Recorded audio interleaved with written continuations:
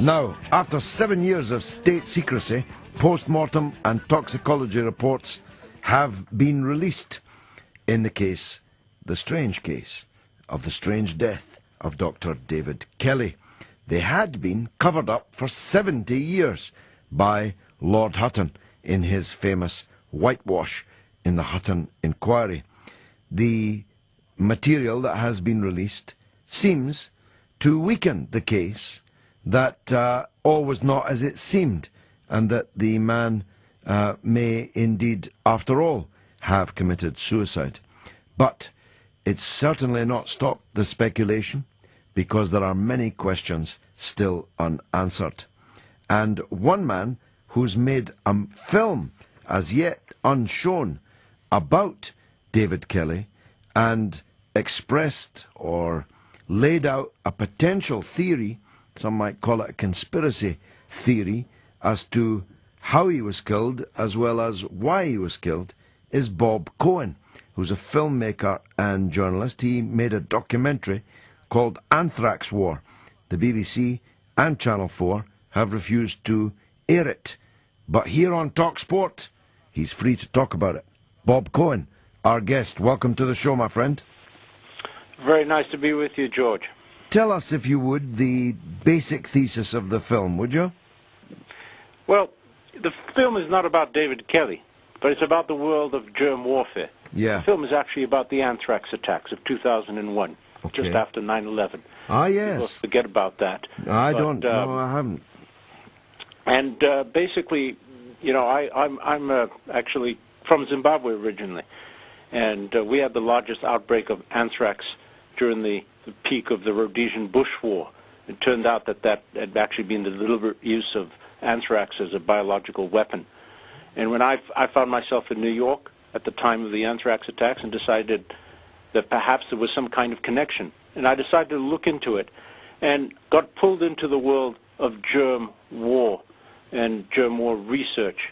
And David Kelly was a very important person in that world, very small world of scientists involved in germ war research. He's probably the number one guy. And we wanted to interview at the top of our list. And unfortunately, he turned up dead in the woods. As indeed he predicted he would. Exactly.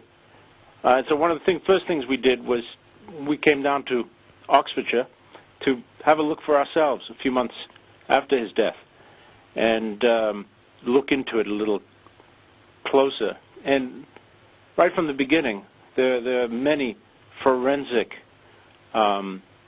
inconsistencies in the case. Just run a few of them past us, would you? Well, certainly we've got the doctors, first of all, who have come out, and we interview one of the doctors in our film, and that is John Skur, and he's probably the UK's #1 vascular surgeon. Yes. In our film, he gives a very, very clear description and actually demonstrates how it would be almost impossible for David Kelly to have killed himself or cut his wrist in the fashion he was supposed to. He would have done it sort of almost backwards. You have to actually see the film to see what I'm talking about. So, and then there was the body itself. You know, we interviewed Louise Holmes, who was the searcher who actually discovered David Kelly's body. And what I found remarkable is that she'd only been interviewed by the Daily Mail just at the time of the Hutton Inquiry, but nobody else had bothered to come and talk to her. And she basically said there's very little blood on the scene, but I think the most important thing was that she had described that David Kelly, when she saw him, was leaning up against his body, was leaning up against the tree, sort of the back. But in the police report, he's lying flat on his back. So there's that inconsistency. And then there's a question of the mystery policeman, where she basically had said that there was 2 policemen on the scene who arrived, and a third man in plain clothes, who was never mentioned in the Hutton Inquiry. So you have the mystery policeman, and just the whole way that this thing has been handled. Why hasn't there been a proper inquest? Why haven't people been put under oath? And because all the testimony that was heard by Lord Hutton in his, report. As you said, some people call it a whitewash. Certainly, it leaves a lot of unanswered questions. All those witnesses were not under oath. So why the secrecy? And that's one of the things we looked into in our film. Well, who was David Kelly? And obviously, he was an arms inspector. But like I said previously, he was probably the world's #1 germ war expert. For many, many years, he ran the microbiology lab at Porton Down. And Porton Down is the MOD's top secret germ war research lab. And for decades was involved in the manufacture and development of lethal weapons of mass destruction, the same ones that he was looking for in Iraq. Now, Yes. all this was supposedly outlawed in 1972, an international treaty. Now, our film uncovers that, in fact, a lot of this research is still going on, and in fact has become very profitable in the wake of the anthrax attacks, profitable business for vaccines for this germ.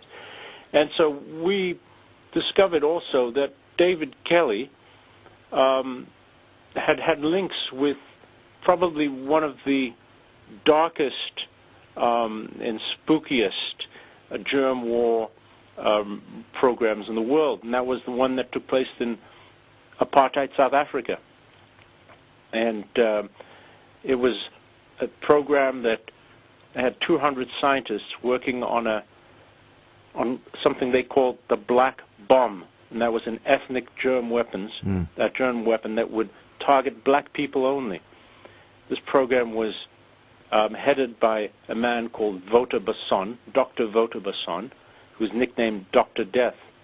And nobody knew anything about all this until after the fall of apartheid, when they had the Truth and Reconciliation Commission, where they invited... And what was Kelly's link to this?